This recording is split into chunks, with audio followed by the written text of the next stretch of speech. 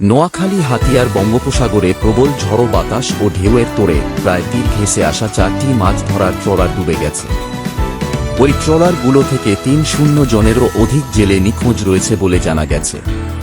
নিখোঁজ জেলেদের বাড়ি হাতিয়া উপজেলার বিভিন্ন ইউনিয়নে অসমর্থিত সূত্রে জানা গেছে। শুক্রবার ৩ সেপ্টেম্বর সন্ধ্যায় হাতিয়ার আমতলী-সহ বিভিন্ন পয়েন্টের কাছাকাছি জায়গায় ট্রলার ডুবির ঘটনা ঘটে। তবে নিখোঁজ জেলেদের নাম পরিচয় এখনও নিশ্চিত হওয়া যায়নি। ডুবে যাওয়া ট্রলারগুলো হল আমতলী ঘাটের একটি, বুড়ির দোনা ঘাটের 2টি এবং কাদেরিয়া ঘাটের একটি। এছাড়া আরও কয়েকটি ট্রলার নিখোঁজ রয়েছে বলে জানা গেছে।